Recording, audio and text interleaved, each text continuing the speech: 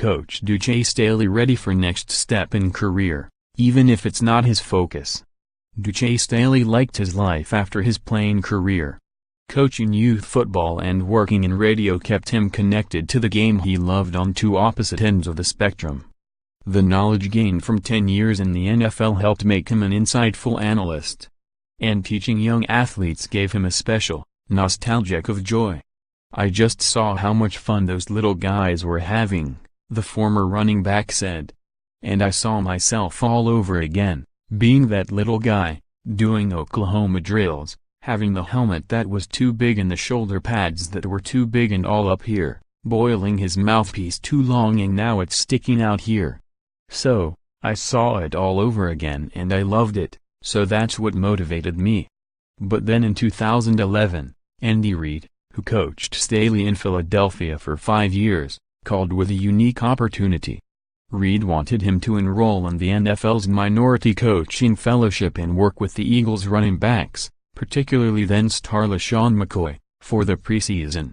Staley impressed so much in the role that Reid then added him to Philadelphia's coaching staff as an entry-level offensive, special teams quality control assistant.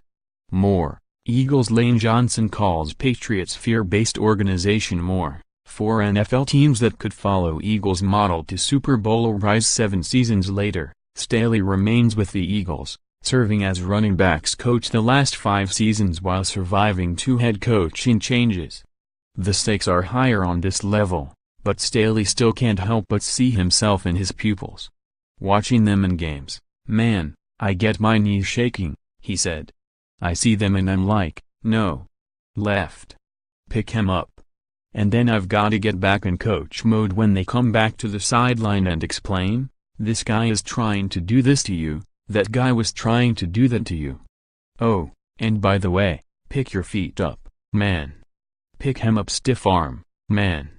Head coach Doug Peterson notes Staley's ability to see the game as a player has been a crucial part of his value as a teacher.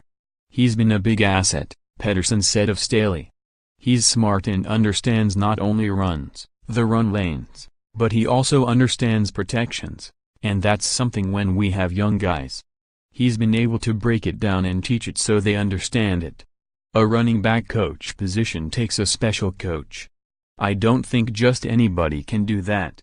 You have to have a way about yourself, you've got to be able to communicate with different personalities in that room, and we've got a couple of starters in that room, and he's really been able to shape them and mold them, and buy in, and each of them has a role.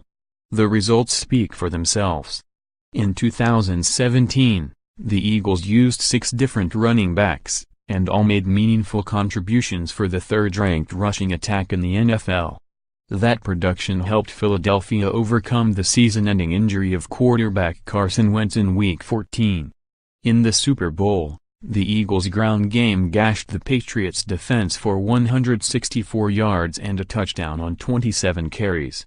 More, 2018 NFL Mock Draft 2.0, First-Round Outlook after season. More, NFL Rebuild Rankings, which teams are in best shape for extended future. There's a chance Staley could have coached his last game with the new champions.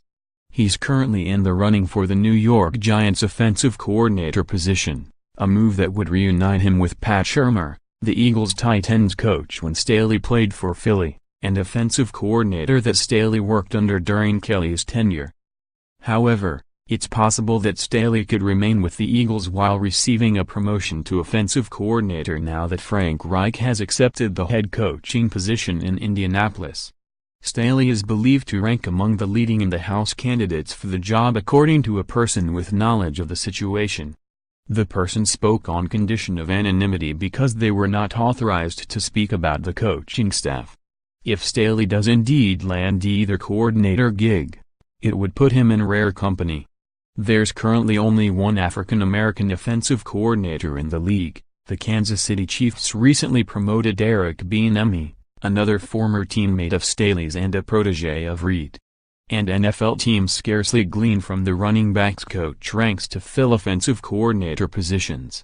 Of the 29 currently filled offensive coordinator positions, 21 of the coaches previously worked with quarterbacks. Ben-Ami's promotion gives Staley hope. "As long as one of us got it, then all of us got it," he said. "Like with Ben-Ami, I'm a product of him, we're a product of each other. He's a brother of mine." The path of Cleveland Browns coach Hugh Jackson, who has coached a variety of positions before being afforded opportunities as a coordinator and head coach, offers a key lesson in how to earn a top job.